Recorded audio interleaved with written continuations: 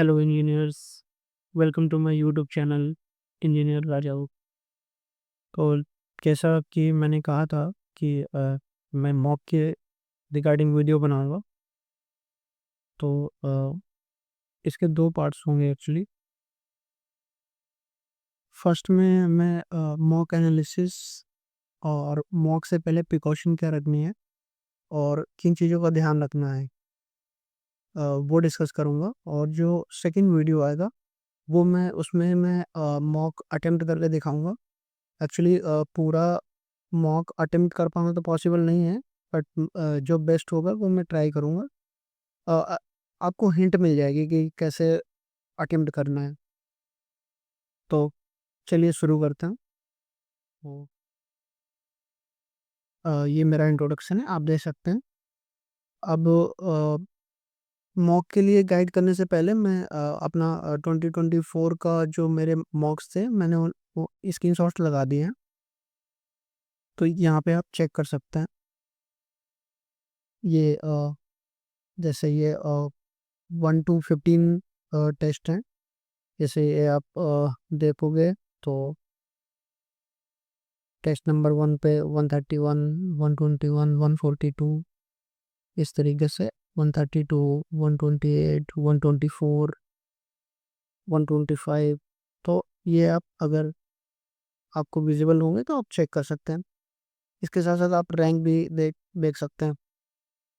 Actually ये कोई show off करने वाली बात नहीं है, बट यहाँ पे जो मेन मोटिव था यहाँ पे लगाने का वो ये पे कि जब मैंने अपने टोटल मार्क्स का एवरेज निकाला था तो वो 132 मार्क्स आया था। तो मेरे कहने का कंक्लूजन यहाँ पे ये है कि आप अगर सिंसियरली मॉक दे रहे हैं और आप एट द एंड आप उनका एवरेज निकालिएगा। अगर एवरेज जितना भी मान लीजिए एक्स आ रहा है, जो भी नंबर्स बन रहे हैं आपके, वो मान लीजिए उतने मार्क्स आपके शो शॉर्ट होंगे। बस कंडीशन ये है कि आपने सिंसियरली मॉक दिया हो, ये नहीं कि आपने चीटिंग करी है या एक आईडी से कर लिया दूसरी आईडी में, ऐसे नहीं। अगर आपने सिंसियरली अटेम्प्ट किया है तो आप 99.99% मान के चलिए कि आपका वो मिनिमम स्कोर है, उससे ज़्यादा ही आना है हर हालत में। ठीक है। और कुछ मिथ की बात कर लेते हैं। कट ऑफ वैसे मतलब एग्ज़ाम होने के बाद सबको लगता है कट ऑफ कितनी जाएगी। बट मैं एक चीज़ पहले मेंशन किए दे रहा हूँ, मुझे कोई मतलब नहीं है आपकी कैटेगरी कौन सी है।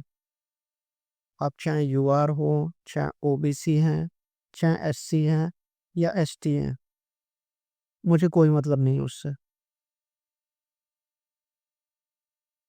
तो फिर आप कहोगे कि फिर हम टारगेट किस मतलब टारगेट कितने नंबर लेके चले। टारगेट आपके दो चीज़ें हो सकती हैं। या तो आप टॉपर के मार्क्स को टारगेट टारगेट कर लें या सीपीडब्ल्यूडी के कट ऑफ को। आप थंब रूल यही है, आप बीआरओ या अदर किसी डिपार्टमेंट के कट ऑफ के मार्क्स को टारगेट नहीं करेंगे। जैसे मैं 2024 का बताऊं, एग्जैक्ट एग्जैक्ट डिजिट तो मुझे नहीं पता, बट आई थिंक 420 फोर या 425 मार्क्स था आउट ऑफ 500। ठीक है। और एक्चुअली इस बार 2024 में थोड़ा एक्सेप्शन कह सकते हैं। 25 में ऐसा नहीं होगा। नॉर्मली अगर मैक्स कट ऑफ गई भी तो वही 360 to 380 के आसपास सीपीडब्ल्यूडी कट ऑफ रहेगी। ये मैक्स बता रहा हूँ मैं, बट खैर वो कंसर्न नहीं है। तो आप मेरे कहने का मतलब ये है कि आप टारगेट पर्टिकुलर ना किसी कास्ट को करेंगे कि मेरी ओबीसी है तो मुझे इतने करने हैं या मेरी एससी है तो मुझे इतना टारगेट करना नहीं। देखिए, ये चीज़ मेहनत आपको यूआर के हिसाब से ही करनी है। अब मान लीजिए आपने टारगेट ही ओबीसी कट ऑफ को कर रखा है, आप तो फिर कहीं के नहीं रहे ना। मान लीजिए कुछ एग्ज़ाम में हमारे अकॉर्डिंग प्लानिंग नहीं होती है, वहाँ पे वर्स्ट कंडीशन भी लेके चलनी पड़ती है। अगर आपने मान लीजिए सीबीडब्ल्यूडी की कट ऑफ टारगेट करके चला, आपका पेपर थोड़ा इधर-उधर हुआ, आपको एमईएस मिल जाएगा, आपको सीडब्ल्यूसी मिल जाएगा, कोई इश्यू नहीं है। एटलीस्ट आपके पास एक अच्छी जॉब तो होगी और आपने बीआरओ की कट ऑफ को टारगेट कर लिया, थोड़ा भी इधर-उधर हुआ, आप कॉम्पिटिशन से बाहर। कोई सेंस नहीं बनता इस चीज़ का। इसलिए मेक श्योर करिएगा कि आपको या तो टॉपर के मार्क्स आपको टारगेट करने हैं या तो सीपीडब्ल्यूडी की जो कट ऑफ है, वो कर सकते हैं। ठीक है? और इसके अलावा इस मिथ से आपको दूर रहना है कि मुझे अपनी कैटेगरी की कट ऑफ क्लियर करनी है। इन सब चीज़ों से दूर रहिए। अब आते हैं मॉक अटेम्प्ट कैसे करना है। देखिए जैसे आपके 3 पोर्शन होते हैं, जीएस, रीजनिंग और टेक का पोर्शन। अब हर एक एस्पिरेंट का की अपनी टेक्निक है। कोई जीएस फर्स्ट नंबर पे करता है, कोई रीजनिंग सेकंड नंबर पे, कोई टेक फर्स्ट नंबर पे करता है, जीएस सेकंड नंबर पे, रीजनिंग थर्ड नंबर पे। मतलब इस तरीके से बहुत सारे कॉम्बिनेशन बन सकते हैं। लेकिन आप फिर पूछोगे सर हम कौन-सा ट्राई करें? देखिए मॉक का यही मतलब होता है कि आप स्टार्टिंग के मॉक में आप हिडन ट्रायल कर सकते हैं। हिडन ट्रायल मीन्स मतलब अगर आप कोई एक कॉम्बिनेशन उठा लीजिए, आपने पहले जीएस, रीजनिंग फिर टेक उठा लिया। ये अल्टरनेट करके देख लीजिए, आपको आइडिया लग जाएगा कि किसमें स्कोर बेस्ट आ रहा है और मेरी एफिशिएंसी बेटर हो रही है। आपको उस पैटर्न को फिक्स करना है और ये आपको स्टार्टिंग के 3 से 4 मॉक में फिक्स कर लेना है कि मुझे यही स्ट्रेटजी फॉलो करनी है। जैसे मैं अपना बताऊँ मैं रीज़निंग मेरा मैं पहले नंबर पे अटेम्प्ट करता था, जीएस सेकंड नंबर पे और टेक थर्ड नंबर पे। मेक श्योर करिएगा इन दोनों को 50 मिनट में कंप्लीट करना है आपको और रिमेनिंग टाइम आपको टेक को देना है। टेक अटेम्प्ट करने के बाद भी आपके पास टाइम बचता है तो आप सेकंड विजिट में सेकंड गो में आप अटेम्प्ट कर सकते हैं, कोई इश्यू नहीं है। ठीक है? तो जो मेन की है इसकी आपको पैटर्न फिक्स करना है। ठीक है?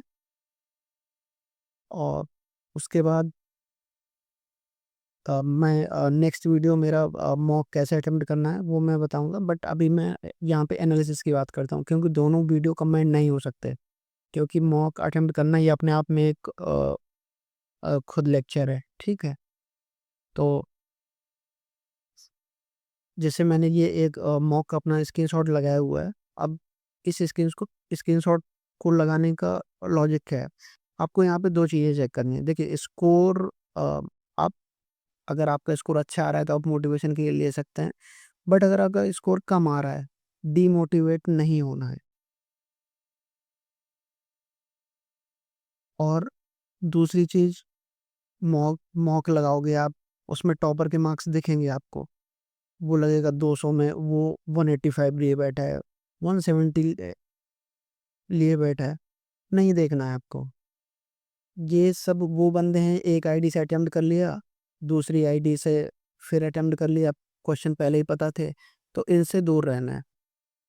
तुम्हें टॉपर के मार्क्स नहीं देखने हैं, तुम्हें मॉक का मतलब होता है इम्प्रूवमेंट करना, तुम्हें इम्प्रूव करना है, टॉपर से तुम्हें कोई मतलब नहीं है, मॉक के टॉपर से ऑफ कोर्स।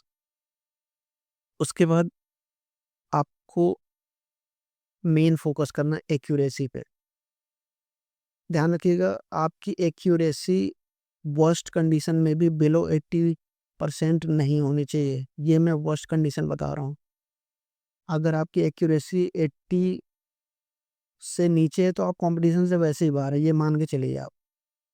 और अगर आपको सीबीडब्ल्यूडी चाहिए तो आपकी एक्यूरेसी ग्रेटर देन 85% होनी चाहिए।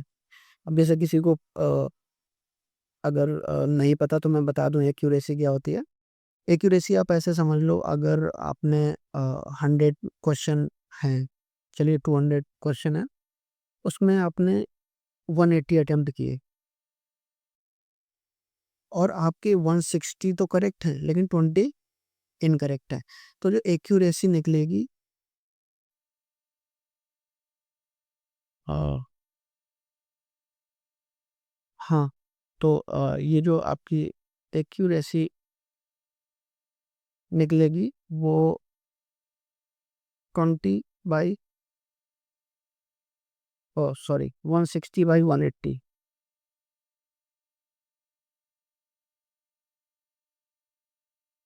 ठीक है, और इंटू 100, तो ये एक्यूरेसी निकलेगी आपकी। और इसके बाद आपको आपने एक्यूरेसी चेक कर ली, एक्यूरेसी मैंने बता दिया आपको कितनी रखनी है, ठीक है। और जैसे इसमें दिखा रहा था करेक्ट, इनकरेक्ट, अनअटेम्प्टेड, तो एक्यूरेसी का अनअटेम्प्टेड से नहीं है, मतलब बस करेक्ट इनकरेक्ट से लेना देना है उसका। और उसके बाद जब नीचे आप जाएंगे, यहाँ पे जनरल इंटेलिजेंस जन हाँ, और ये चीज़ आई थिंक 100% मैं श्योर नहीं हूँ, बट ये आपको क्रोम वर्जन में ही, मतलब वेब वर्जन में ही ये चीज़ देखने को मिलती है। आप एक बार चेक कर लीजिएगा, फिर मुझे कमेंट में बताइएगा क्या है। ये वेब वर्जन में अगर आप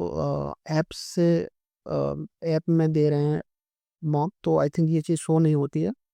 क्रोम से जाके लॉगिन करके वहाँ से मॉक दोगे तो शो करेगा।